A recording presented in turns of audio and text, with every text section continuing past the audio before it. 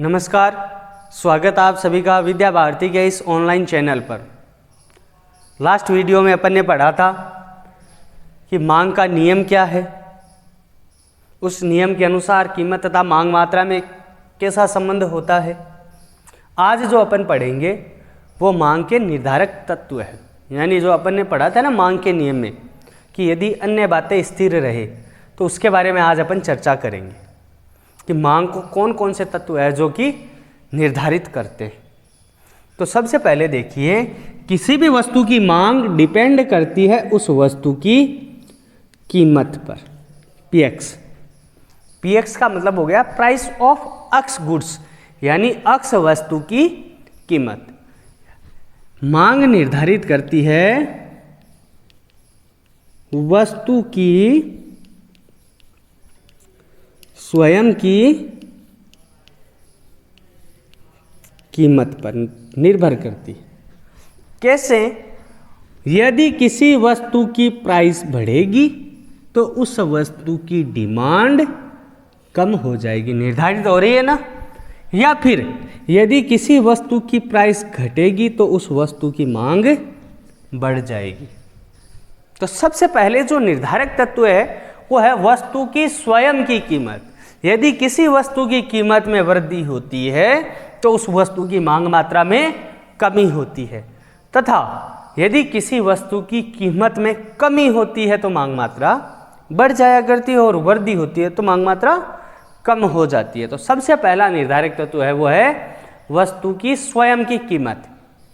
दूसरा जो है उसके बारे में चर्चा करेंगे, उपभोक्ता की आय।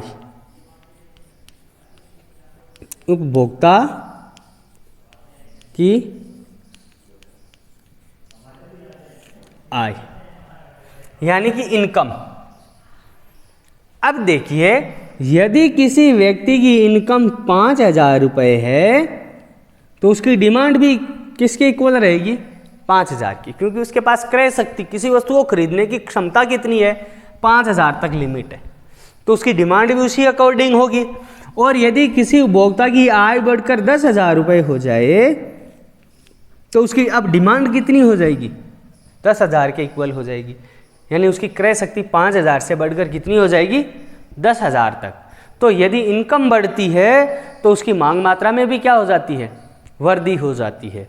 तो यदि उपभोक्ता की आय में वृद्धि होती है तो मांग मात्रा में वृद्धि हो जाती है, और यदि आय कम होती है तो मांग मात्रा में कमी हो जाती है। इनकम बढ़े तो उस वस्तु की डिमांड भी बढ़ जाएगी, और इनकम कम हो तो उस वस्तु की डिमांड भी कम हो जाएगी।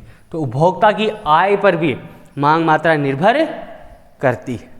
नेक्स्ट जो टॉपिक है वो थोड़ा सा सबसे इंपॉर्टेंट टॉपिक भी कह सकते हो उसको आप, वो टॉपिक है संबंधित वस्तुएं। निर्धारक तत्व है वो है संबंधित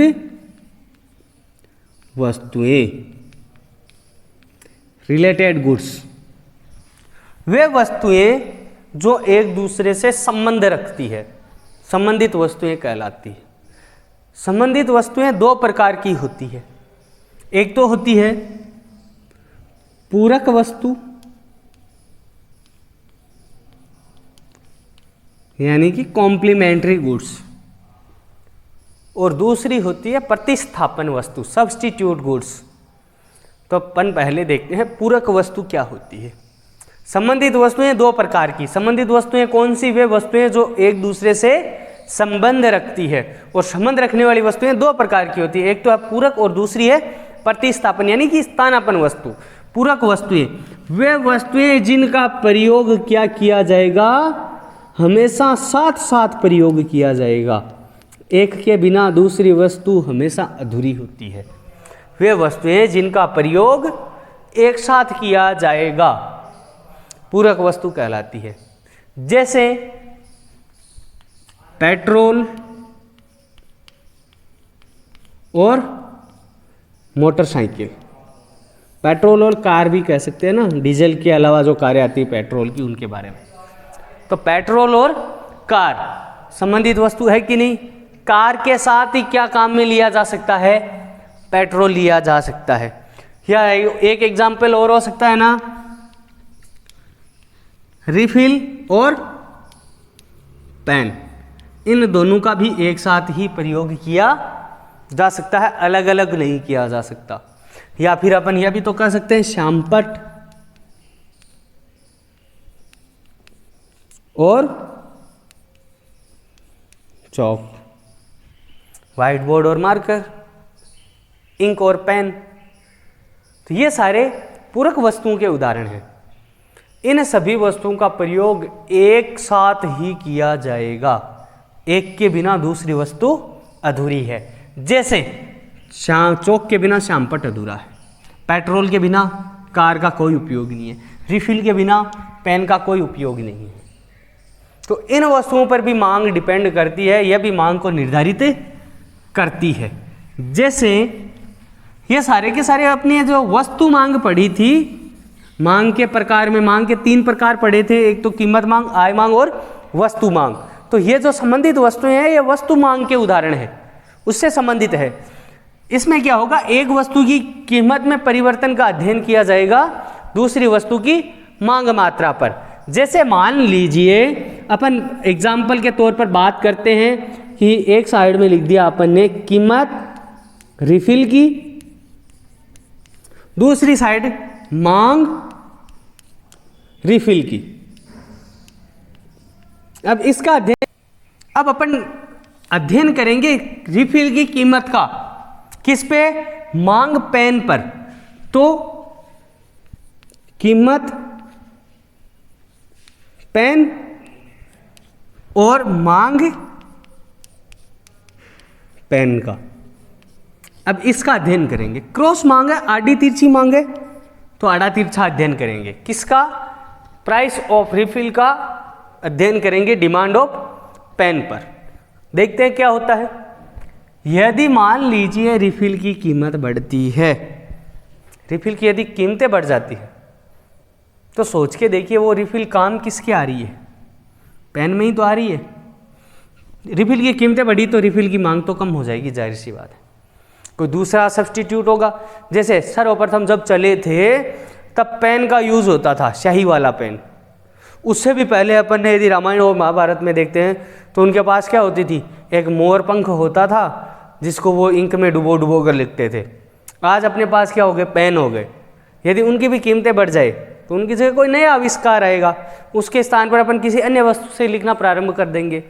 तो यदि रिफिल की कीमतें बढ़ जाती है तो रिफिल की मांग मात्रा कम हो जाएगी, परंतु साथ में ही वो रिफिल काम किसके आ रही है, यानी दोनों एक दूसरे से अटैच है ना, तो कीमत किसकी बढ़ जाएगी, फिर पेन की भी बढ़ जाएगी। और फिर पेन की मांग मात्रा क्या हो जाएगी, घट जाएगी। अब अपन को संबंध किसका देखना, प्राइस ऑफ रिफिल का अध्ययन करना है डिमांड ऑफ पेन पर। तो देखिए कैसा रिलेशन हो गया, नेगेटिव रिलेशन हो गया। तो बहुत बार एग्जाम में प्रश्न पूछा जाता है कि पूरक वस्तुओं में कैसा संबंध होता है। तो पूरक वस्तुओं में संबंध कौन सा होगा, नेगेटिव, यानी कि ऋणात्मक, नकारात्मक संबंध होता है। यह भी मांग को निर्धारित करते हैं कि संबंधित वस्तुओं की कीमतें बढ़ रही है क्या या घट रही है, यानी कि पूरक संबंधित वस्तुओं में पूरक वस्तुओं की कीमतें बढ़ रही है या फिर घट रही है। यह भी डिपेंड, मांग को प्रभावित करती है। तो पहला था पूरक वस्तुएं।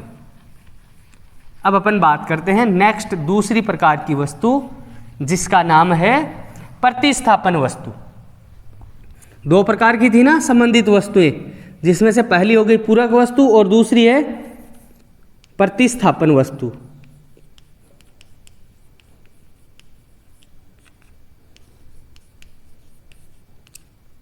कुछ वस्तुएं तो ऐसी होती है जिनका प्रयोग एक साथ होता है, परंतु कुछ वस्तुएं ऐसी होती है जिनका प्रयोग एक के स्थान पर होता है, यानी एक वस्तु के स्थान पर किसका प्रयोग होगा, दूसरी वस्तु का।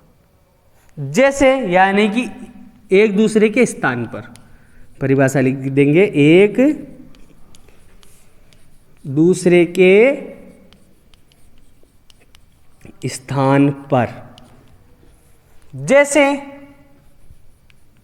चाय और कॉफी। यानी चाय के स्थान पर क्या काम में लिया जा सकता है? कॉफी। जूते के स्थान पर चप्पल भी तो काम में ली जा सकती है। अब देखिए इन पर क्या प्रभाव पड़ता है। तो वापस वही अध्ययन करने के लिए आड़ी तिरछी मांग का अध्ययन करेंगे। तो कीमत किसकी? चाय की। और मांग चाय, कीमत कॉफी और मांग कॉफी की। अब देखिए यदि चाय की कीमतें बढ़ जाए, बराबर हो जाए किसके? कॉफी के बराबर। चाय की कीमतें बढ़ गई तो जाहिर सी बात है चाय की मांग कम हो जाएगी। मैं उन व्यक्तियों का बात नहीं कर रहा हूं जो आदतन है, जिनकी चाय पीने की आदत ही है, जिनको चाय के बिना तो उनकी आंख ही नहीं खुलती। उन व्यक्तियों की अपन बात ही नहीं कर रहे। अपन बात करें वो व्यक्ति जो शौक के लिए चाय पीते हैं केवल। तो यदि उनके लिए चाय की कीमतें बढ़ गई तो वो चाय की क्या कर देंगे? मांग कम कर देंगे। और ये कीमतें बढ़कर किसके बराबर हो जाएगी? यदि कॉफ़ी के बराबर। तो फिर क्या होगा? तो जो आदतन व्यक्ति नहीं है वो चाय के स्थान पर क्या पीना प्रारंभ कर देंगे? कॉफ़ी पीना प्रारंभ कर देंगे। तो कॉफ़ी की मांग में वृद्धि हो जाएगी। तो अब यदि अपन संबंध देखेंगे तो प्रतिस्थापन वस्तु में कौन सा संबंध नजर आ रहा है? चाय की कीमत बढ़ रही है और कॉफी की मांग मात्रा बढ़ रही है। तो कौन सा संबंध हो जाएगा यहां पर? धनात्मक संबंध हो जाएगा। अब क्वेश्चन पूछ लिया जाए प्रतिस्थापन वस्तु में कौन सा संबंध होता है, तो प्रतिस्थापन वस्तु में धनात्मक संबंध होता है और पूरक वस्तु में कौन सा संबंध होता है? ऋणात्मक संबंध होता है। यहां से बीच में से क्वेश्चन पुटअप किया जा सकता है। अब बात करते हैं निर्धारित किस प्रकार से होती है। तो देखा यह भी जाएगा कि चाय में की कीमतों में वृद्धि हो जाएगी, तो यहाँ पर कॉफी की मांग मात्रा निर्धारित हो रही है ना। तो इस प्रकार से संबंधित वस्तुएं भी मांग मात्रा को निर्धारित करते हैं। नेक्स्ट तीसरा पॉइंट हो गया संबंधित वस्तुएं। चौथा जो पॉइंट है वो है भविष्य में कीमत प्रत्याशाएं।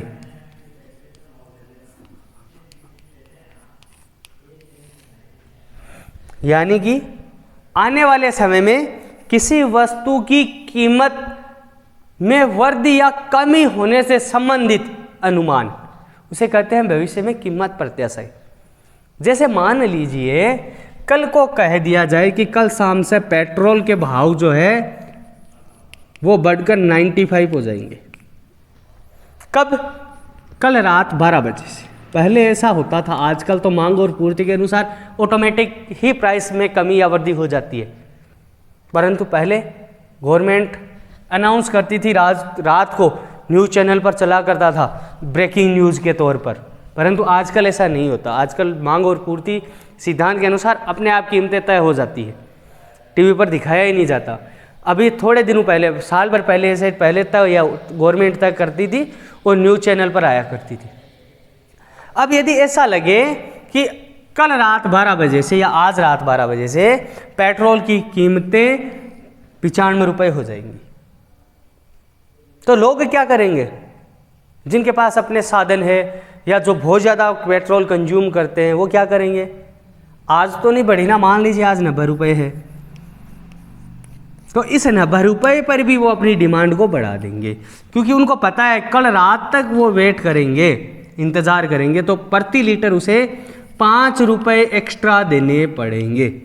तो इस एक्स्ट्रा राशि से, इस अतिरिक्त राशि से, अतिरिक्त लागत से बचने के लिए वो प्रचलित कीमत पर ही अपनी डिमांड को बढ़ा देंगे। तो भविष्य में यदि कीमत प्रत्याशाएं होती है तो भी मांग मात्रा में वृद्धि हो जाती है। या मांग मात्रा निर्धारित होती है। कमी भी हो सकती है, कीमतों में यदि कमी हो जाए, मान लीजिए यह कह दिया जाए कि कल से 85 है, 85 रुपये है, तो लोग फिर आज कम खरीदेंगे, रात का वेट करेंगे कि रात को होने के बाद 5 रुपये बचेंगे, रात 12 बजे बाद ही अपन पेट्रोल पंप पर जाएंगे और पेट्रोल को खरीदेंगे।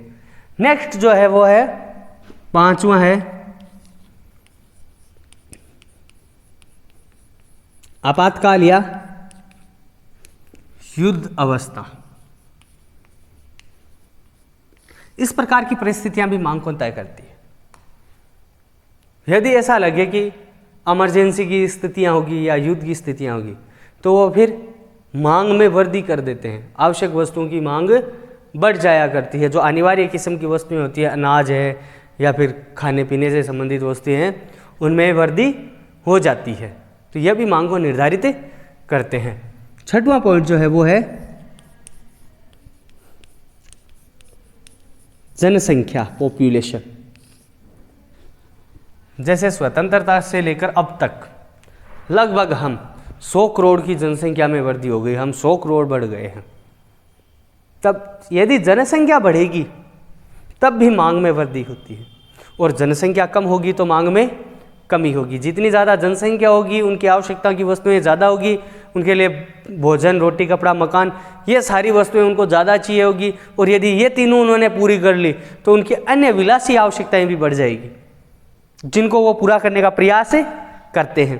तो यदि जनसंख्या बढ़ती है तो भी मांग मात्रा में वृद्धि होती है, मांग तय होती है। कम होती है तब भी मांग निर्धारित होती है। तो यह कुछ बिंदु थे मांग का निर्धारक तत्व।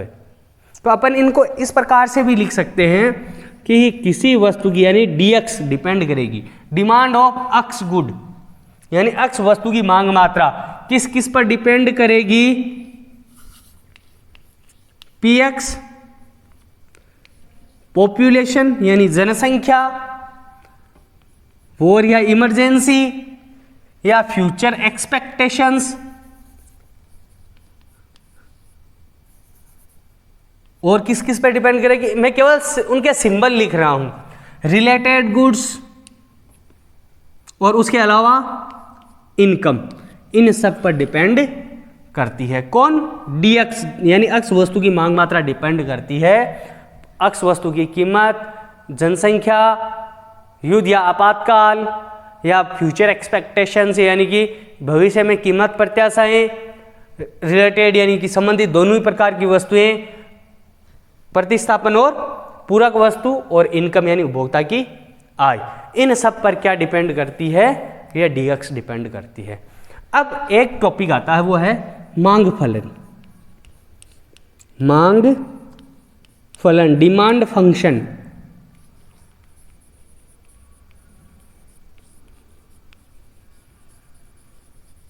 इसका सिंबल होता है F।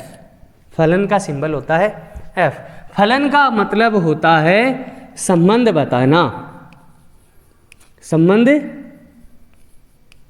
बताना। और वो संबंध भी कैसा होगा? मात्रात्मक, गणितीय। 11th में अपन थोड़ा बहुत पढ़कर आए हैं इसके बारे में, मात्रात्मक, गणितीय या फलनात्मक संबंध। अब देखो यहां पर संबंध है कि नहीं? मांग डिपेंड किन किन पर कर रही है? इन निर्धारक तत्वों पर। तो आपस में संबंध है ना। यह संबंध कौन बताएगा? फलन बताएगा। फलन का काम होता है संबंध बताना। तो संबंध किन किन के मध्य है? एक तो मांग है, सॉरी, मांग है, और दूसरा है मांग के निर्धारक तत्वों के मध्य। एक तो मांग है और दूसरा है मांग के निर्धारक तत्वों के मध्य। यह संबंध क्या कहलाता है? फलन। और संबंध कौन सा? मात्रात्मक या फिर गणितीय संबंध। तो अपन कह सकते हैं मांग व मांग के निर्धारक तत्वों के मध्य मात्रात्मक, फलनात्मक या फिर गणितीय संबंध क्या कहलाता है? मांग फलन कहलाता है। तो ये आज का टॉपिक था, और वो था मांग के निर्धारक तत्व। कुछ 6 निर्धारक तत्वों के बारे में अपन ने चर्चा करी है, जिसमें सबसे पहला था वस्तु की स्वयं की कीमत, दूसरी थी उपभोक्ता की आय, तीसरा था संबंधित वस्तुएं। संबंधित वस्तुएं दो प्रकार की, पूरक वस्तुएं और स्थानापन्न वस्तुएं। चौथा था भविष्य की में कीमत प्रत्याशाएं, कीमत में कमी या वृद्धि होने से संबंधित संभावनाएं, आपातकाल या फिर युद्ध। और चौथा था जनसंख्या। और उसके बाद अपन ने पढ़ा मांग फलन। मांग फलन का काम होता है मांग और मांग के निर्धारक तत्वों के मध्य मात्रात्मक संबंध। तो कौन कौन से थे वो सारों के अपन ने नाम लिख दिए, ये उसका सूत्र हो गया मांग फलन का। तो आज का ये टॉपिक था। नेक्स्ट टॉपिक के बारे में अपन चर्चा करेंगे अगले वीडियो में। तब तक के लिए थैंक यू।